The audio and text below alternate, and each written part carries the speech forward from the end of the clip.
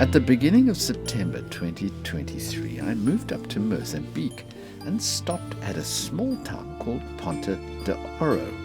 Ponta de Ouro is a town in the extreme south of Mozambique, lying on the Mozambique Channel, about 100 kilometers south of Maputo and just north of the border with South Africa. The name is Portuguese for tip of gold, which refers to a cape at the southern part of the beach.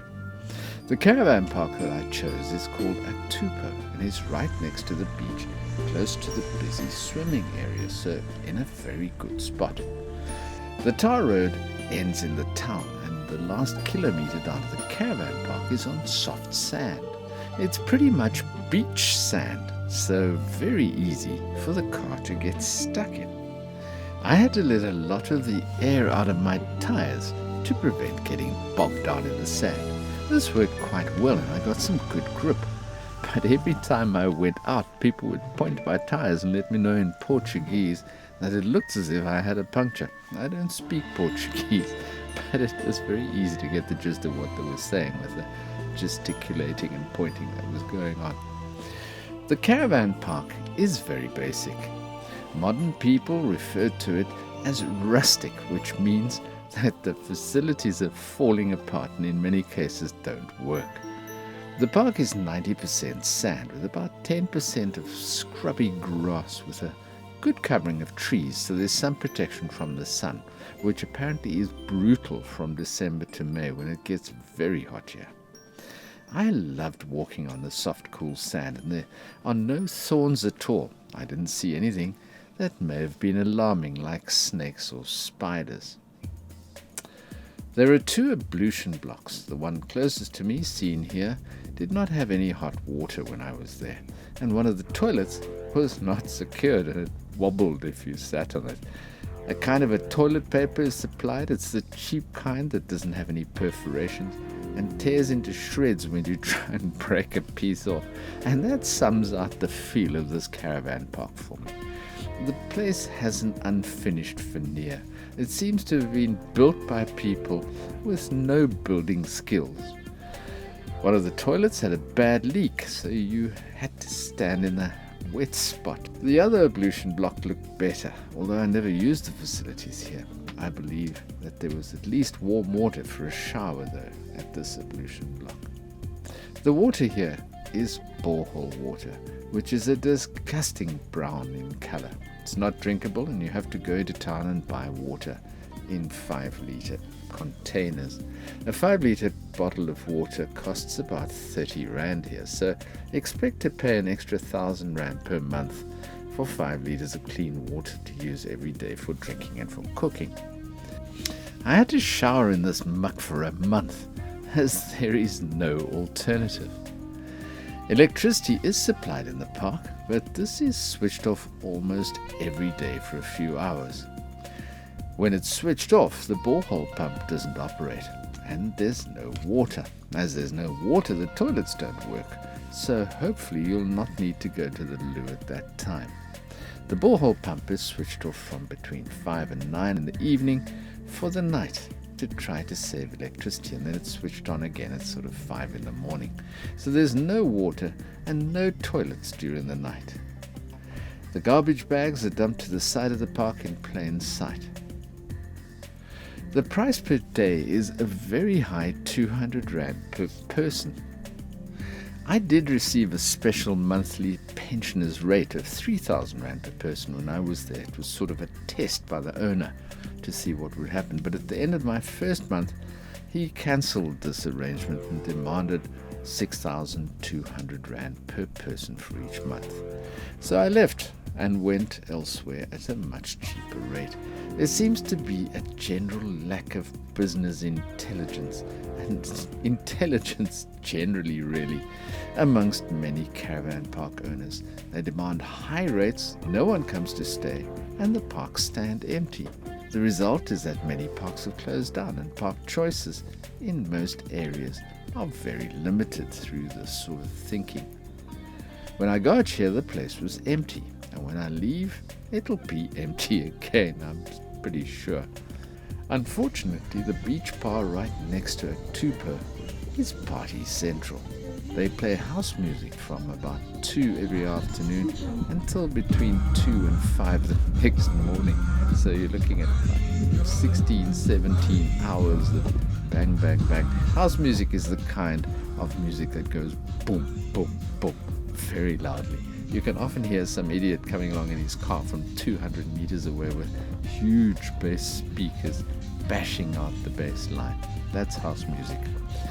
From 8 p.m. they turn the sound and the bass frequencies up, and a solid thump, thump, thump would vibrate through my whole caravan. You couldn't hear the music at all, just the beat. It's difficult to sleep with that racket. I'd turn on the tap and the brown sludge would come out, and my misery was complete. I did pop across there to the bar once on an afternoon and asked them to turn the bass down. The manageress smiled broadly, very friendly, and nodded her head vigorously, saying that she would. But nothing happened, and I gave up. Strangely enough, I got used to the racket after a couple of weeks and started to enjoy the vibe. I could fall asleep without any trouble. And now I think I may have a problem sleeping if there's no thump, thump, thump going on outside. I'll have to put on some heavy bass music in the caravan while I'm sleeping, some house music. You'd think all of this negative stuff would have made me want to get out of Ponto as soon as possible. The town's half slum and everything is 30 to 200% more expensive than in South Africa. But it didn't. I liked the place and I was generally having a lovely time. I don't need 5-star accommodation and fancy places to shower, but I also don't want to pay 5-star prices for a substandard place.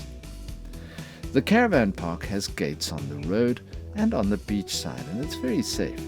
When I had a look at the park for the first time, there was one family here, people from Germany. When I asked them if it was safe to stay in the park, they smiled, and the man said, "You have to get out of the South African mindset. It's very safe here." That's very interesting. Most of the Southern African countries are very safe. All the bad people have gone to live in South Africa, and that's where all the trouble seems to be happening. There is a petrol station here. Often they don't have petrol, and there's no air for your tires. You have to go to the dive shop next door, and they bring out an aqualung to pump up your tires. Of course, the regulator that they have to borrow from the garage is completely out of calibration, and you could get 6 bars in your tires when you've asked for 2.5. It's rustic. The main business in the town is diving. You can go out on large rubber ducks with a number of dive companies when the weather's good. They go out every day. There's some fun snorkeling off the beach at Ponta de Ouro, though. Quite a lot of interesting fish to see in the shallows near the rocks at low tide. At high tide the water's too rough and you can't see anything, but at low tide needlefish and a few other interesting varieties are all over the place near the rocks. LTE reception here for internet is very good, but you have to buy a Mozambique SIM card and data here. My South African Vodacom account wouldn't work, so I had to pay Vodacom in South Africa and then pay Vodacom again in Mozambique to get internet that I was already paying Vodacom for in South Africa. We really are getting roundly ripped off in this modern world. I also had to buy a new airtime SIM card and airtime, as Cell C were charging me about 50 Rand a minute to make a call, as I was now on roaming. Airtime here is quite cheap though. So, a nice area with lovely weather and good swimming, and a campsite which is very much a dump at prices that are far too expensive for a long-term stay. 6,200 Rand per month per person. And I've got 3 exclamation marks after that sentence. That's over 12,000 Rand a month for 2 people. This is just bad management. And bad management coupled with a rampant stupidity by the owner makes me think that this place will be closed after the next season. And that's a pity, because the feeling here at sunrise and a lovely sunny morning is very nice. Coupled with the friendliness of the local people and the party atmosphere on the beach, a visit to Ponta is worth the trip.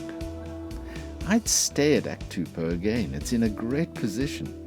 Although, after all my complaining about the noise and the horrible water and the lack of basic essentials, I don't think they'll have me back again, especially after they've seen this video. I'm struggling to give this place a rating. I had a lovely month here, even though the place has many failings. The surroundings with the beach and sea and the vibe of the place for me rate 10 out of 10. It's very nice.